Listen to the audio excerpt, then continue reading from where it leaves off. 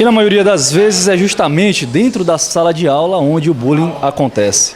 Muitas vezes o aluno que sofre esse tipo de agressão, seja física, seja verbal, ele entra em depressão, ele fica triste, ele não quer mais nem sair de casa. E é em cima disto que nós vamos fazer a nossa reportagem. Qual tipo de bullying você já sofreu? De todas as formas. De todas as formas você já foi vítima de bullying, mas qual foi aquela que te deixou mais triste? Tipo, as pessoas me humilhando de formas que me deixava triste e tal. Já colocaram apelidos em você? Já, e nem quero lembrar disso. Quando você chegava em casa, como é que você ficava? Você chorava? Eu me escondia pra minha mãe não ver, que às vezes eu chegava com marcas de agressão.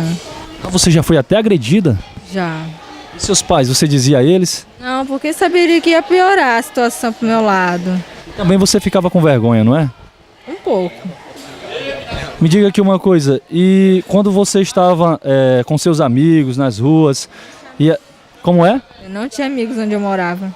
Você não tinha amigos, e ainda assim as pessoas que poderiam ser amigos seus faziam esse tipo de coisa, o bullying. Com certeza, fazia de todas as formas possíveis. O que você acha desse tipo de gente?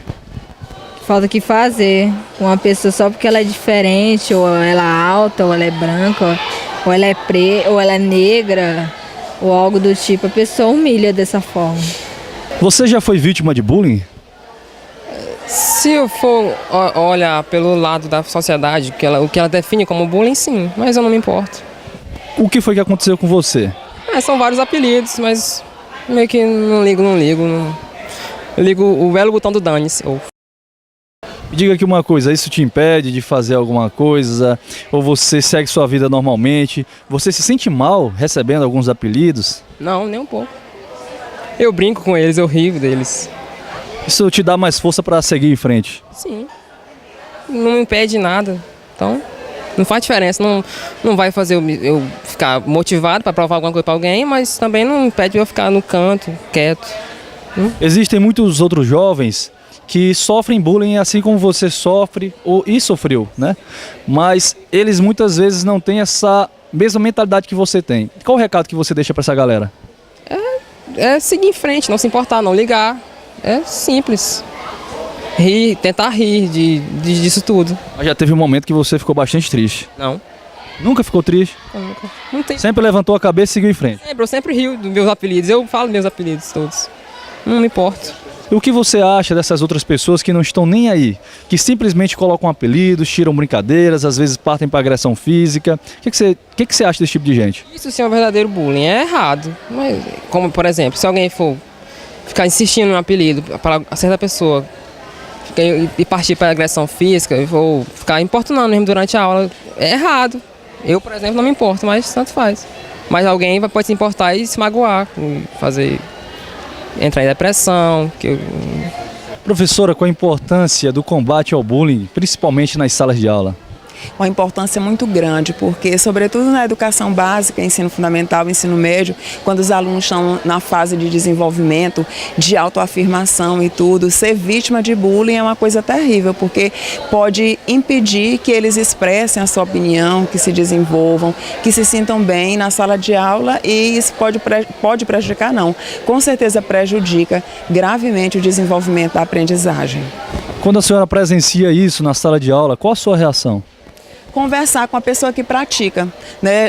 Às vezes, quando isso é colocado assim mais a título de brincadeira, parece aquela coisa engraçada, a gente procura também falar de forma mais leve, mais descontraída, mas sempre chamando a atenção. Agora, quando se verifica que há uma gravidade realmente, no caso, que é mais abusivo, então tem aquela coisa de chamar em particular, né? De conversar com a direção da escola, com a supervisão, para evitar que haja problemas. Mas geralmente essa coisa é feita da forma mais descontraída, né, entre aspas.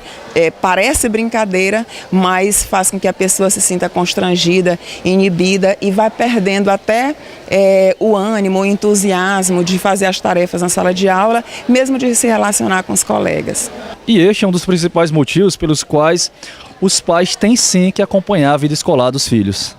é verdade, porque tem que observar se se os filhos estão sendo vítimas de bullying ou se eles estão praticando também, porque há esse outro lado, né? Então, às vezes o filho não é vítima de bullying, mas ele torna alguém vítima. E os pais têm que estar atentos, tanto quanto estariam, né, se fosse no outro caso, se o filho fosse a vítima. Então, tem que acompanhar mesmo. Por isso é que a gente fica sempre de olho, sempre que acontece, porque é corriqueiro ter uma brincadeira ou outra com um colega, embora isso não seja positivo, mas ocorre, né? Uma brincadeira ou outra, mas a gente tem que estar sempre observando, sempre alerta para saber até que ponto isso é realmente uma brincadeira e a partir de quando se torna abusivo. A gente não pode esquecer que os princípios e valores, eles são absorvidos primeiro dentro de casa, porque a criança passa mais tempo em casa e porque tem que partir dos pais essa iniciativa. A escola é um complemento. Via de regra, a criança reproduz na escola aquilo que vive no seu lar. Então, se ela vive num lar desajustado, onde não há respeito ao próximo, onde não há respeito à individualidade de cada um, as diferenças, ela vai reproduzir esse comportamento na escola. E o que a gente tem visto é esse cenário de bullying, de críticas exageradas, de valorização dos defeitos, de diminuição do coleguinha, com consequências bem graves, porque isso gera depressão, em casos mais graves, o suicídio, o isolamento do colega. Faz parte da obrigação de todos, da família, da escola, dos professores e de todos nós, enquanto sociedade, combater esse problema. Doutora, ainda em relação à sociedade, que a senhora mesma acabou de citar, não será esta a precursora de tudo isso, uma vez que impõe padrões de beleza e muito mais? Nós temos padrões de tudo, né? Quem tem uma vida bem resolvida e que tem apoio em casa, não precisa se encaixar nesses padrões para ser feliz. Infelizmente, as pessoas acabam procurando no outro e na aceitação do outro a chance de ter felicidade. E eu acho que a sociedade deve colaborar para que isso não se espalhe. A gente não pode estabelecer padrões, até porque os padrões que são exigidos não são alcançáveis na nossa sociedade, para os nossos jovens que não têm acesso a uma série de bens de consumo, a uma série de tratamentos que estão na moda, que são divulgados na imprensa. A gente não pode estabelecer esses padrões como meta, porque essas metas são inalcançáveis para a maioria e geram frustração. E aí acabam fazendo com que a expectativa seja frustrada e que acarretando sofrimento e decepção.